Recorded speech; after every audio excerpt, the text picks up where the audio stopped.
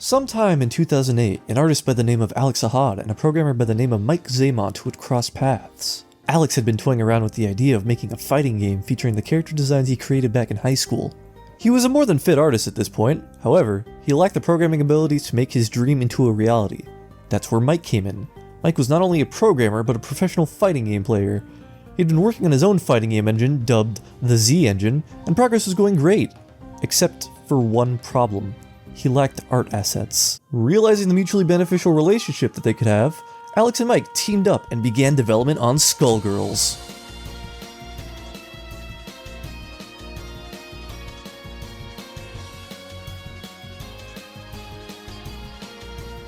Alex actually had another prototype of Skullgirls done before with another programmer, but it was rough around the edges to say the least. It would take some time, but after lots of hard work between the two of them, as well as the many talented team members that joined them along the way, Skullgirls would officially release in 2012. Right out the gate, Skullgirls was met with some controversy. We'll start with the obvious. Skullgirls' cast consists almost entirely of scantily clad, hourglass figure women. This led to some very polarizing opinions about the game. Some were very pleased with Alex's designs, and others accused him and the game of being sexist and objectifying. Initially, the game's community manager, Peter Bartholo, basically responded by saying, "Yeah, well, our lead animator is a woman." Alex, understanding how shallow of an argument this was, would then go on to defend his designs personally on his DeviantArt page. The real issue comes from what their role and actions are. If a character is a sideline character and their sole purpose is to be a sex object, then it is sexist. And honestly, most people seem to accept this response. Alex made an extremely good case. None of these characters were simply eye candy. They were all competent characters with their own story and motivations. They just happened to be attractive on top of that. Though this game still had some objective issues that a well-written response would not be able to alleviate. You see, deadlines were incredibly tight for this game. Developing games is already hard enough. Independently developing a game with a traditionally animated 2D art style is hell on earth. As a result of being such a small team with such a heavy workload, Skullgirls would launch with only 8 characters in its roster. Now one might be asking themselves, what's wrong with 8 characters? That seems plenty enough. And if this were your typical 1v1 fighting game, you might be right. However, Skullgirls is a tag fighter. Having only 8 characters to pick in a game where your players are expected to make teams of 3 heavily limited your options.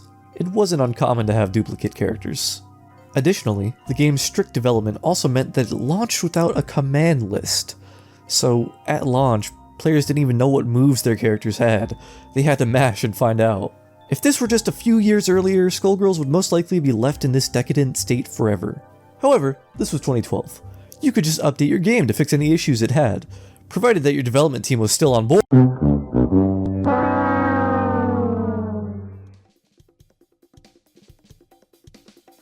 4 months after Skullgirls was released, the entire development team would be laid off due to a controversy between their publishers, Autumn Games and Konami. There's not a lot of information online as to why they were all laid off, but from what I could gather, Autumn Games funded a completely separate game with a bank loan that they actually couldn't pay off, so they laid off the Skullgirls team to save money, I guess. It sounds completely unfair, and that's because it was. It's a running theme for the history of Skullgirls. This game gets its footing only for some completely random controversy to arise, and it's what most people began calling the Skullgirls curse. Anyway, the development team decided to reconvene and form their own studio by the name of Lab Zero Games. Lab Zero, having no money to continue development, would then start an Indiegogo campaign titled Keep Skullgirls Growing. The goal of this campaign was simple. If they got $150,000, a character named Squiggly would be released as free DLC for all, and maybe even some more DLC characters if they managed to surpass their goal. They made over $800,000. With this much money, 5 DLC characters could be developed. So, despite the layoff, it seemed that the development team was actually in a better place than they were before. In the event that the Indiegogo campaign was a massive success, Alex had drawn up about 30 potential character designs for the mystery DLC stretch goals.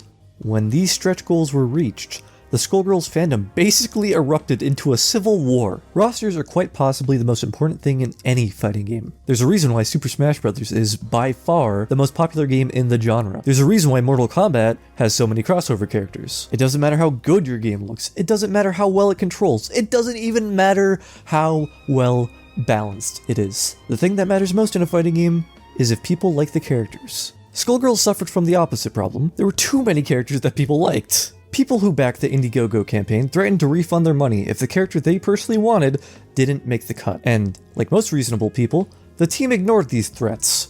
However, PayPal did not. Not long after the Indiegogo campaign was funded, PayPal took the money that had been donated hostage. PayPal argued that, with such a heavy threat of mass chargeback, the money was more of a loan than something that they had actually earned. Bartholo, the community manager I mentioned earlier, expressed his frustration over the fact that he couldn't pay his team for the work that they had already done at that point. Eventually, an agreement was worked out. PayPal would fork over $700,000 and hold $35,000 as collateral. At the same time that this drama was all going down, a more personal case was happening behind the scenes. One of the many designs on that list of DLC characters was a character named Juju.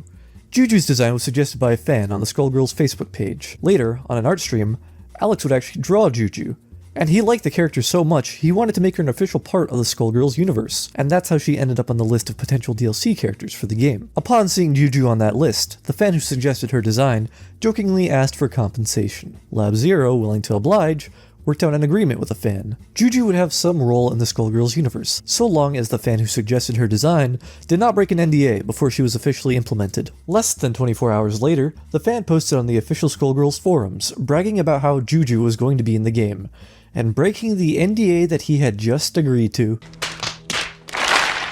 And so, the single line of dialogue mentioning Juju in the test build was removed, and Juju would forever be separated from the Skullgirls universe.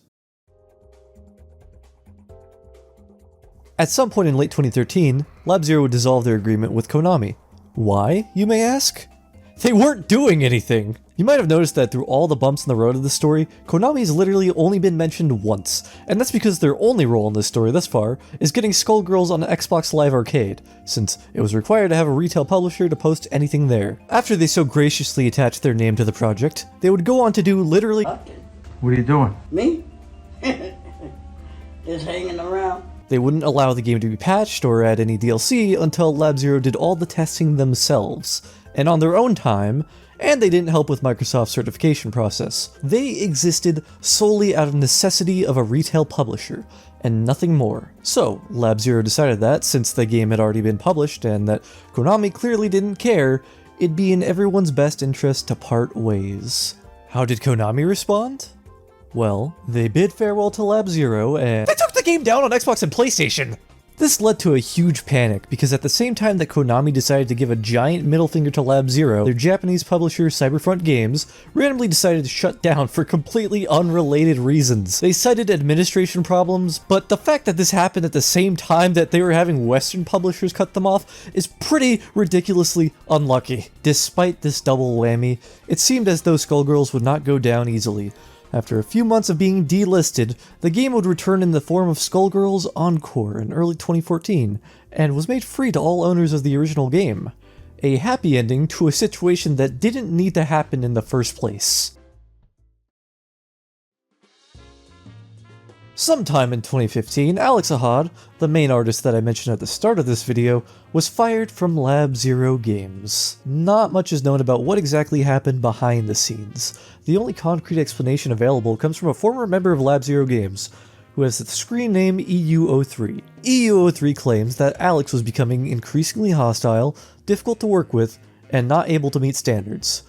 Alex would then try to sue Lab Zero later and settle out of court. Though EU3 doesn't elaborate further about what it was like to work with Alex, there is a lone moment from the game's early development that may shed some light on what he means. There exists an unused lost animation for Philia in the game's files.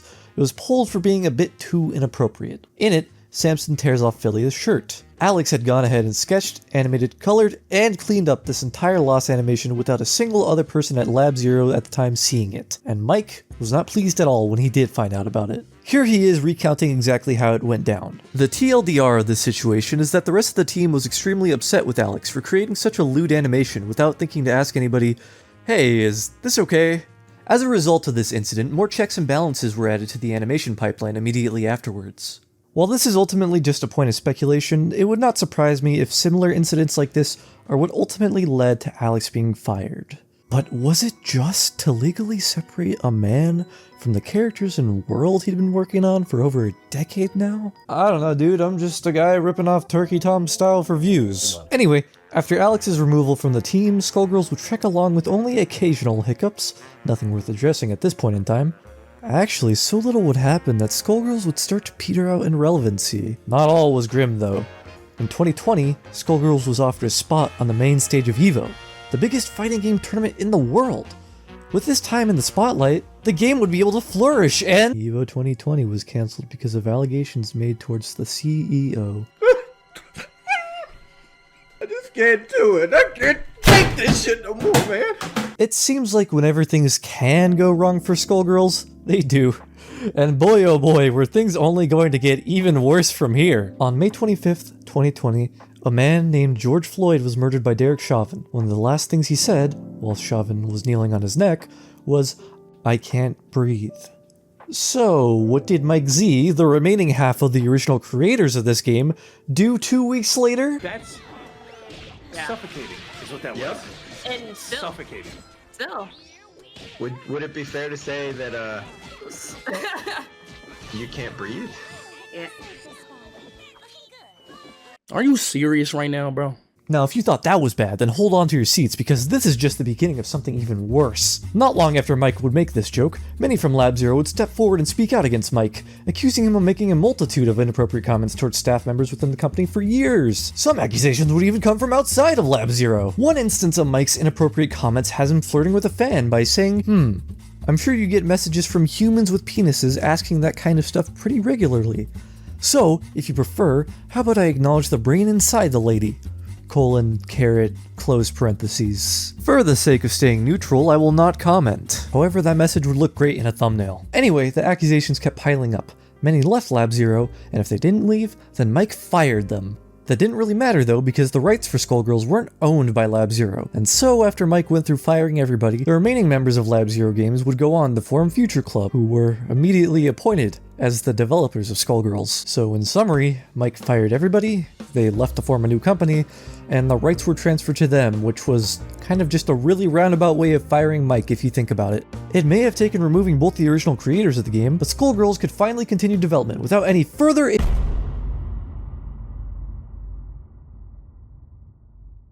Sometime in 2015, the same year that Alex was let go from Lab Zero, a patch was released that censored many panty shots in the game. A few months after the patch had dropped, fans started to notice and started a huge wave of backlash for the game. The game was review bombed to hell and back on Steam, and the backlash became so massive that a member of Lab Zero came forward to offer a statement. Okay, let's get this over with before you guys start to freak out as though something much more significant is going on here. Basically, this member argued that some panty shots in the game were forced for the sake of lewdness, and made the animation look worse as a result. They also promised to never, ever, ever censor the game again. Future Club would go on to censor the game again in June of 2023. Again? But this time, to much, much more widespread backlash. This censorship update was much more nuanced than the original wave of censorship in 2015. There were indeed a fair bit of panty shots reduced for philia, but what upset most people were two very drastic design changes. There exists a character in Skullgirls named Parasol. She leads an army.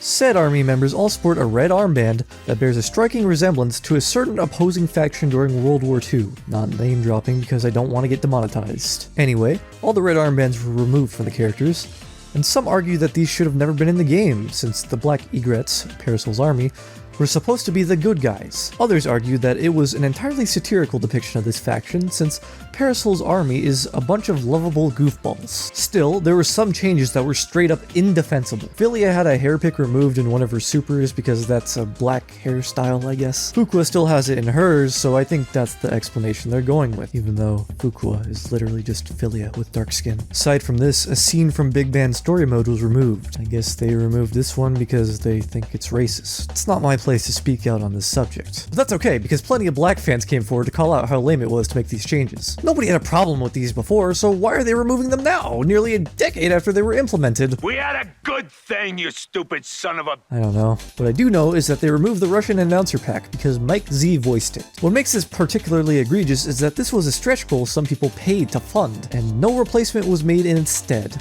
Nobody revoiced the lines, it was just poofed out of existence. As a result of this, the game would go on to be review bombed even harder than last time, and at the time of writing currently sits on a mixed review rating as a result. Future Club has yet to put out a statement about the backlash they received, so it seems as though these changes are here to stay. Skullgirls has been on a hell of a journey, from a rough tech demo with only 2 characters to a full-fledged fighting game roster of 17 characters, and another DLC character on the way. Though I may call this the most cursed fighting game in existence, I only mean it in reference to its development. The quality of the game itself is ultimately for you to decide. Whatever happens though, no matter who was in the right or who was in the wrong, Mike Z referred to men as human with penises when trying to flirt with a girl, and that will never not be funny. Thank you for watching. If you like this video, please consider liking it, dropping comments, subscribing, all that good stuff. Me and my editor Kaz worked really hard to make it happen, and it would help us both out immensely. With your support, we'll be able to make more videos like this. Alright, that's gonna do it. See you guys later.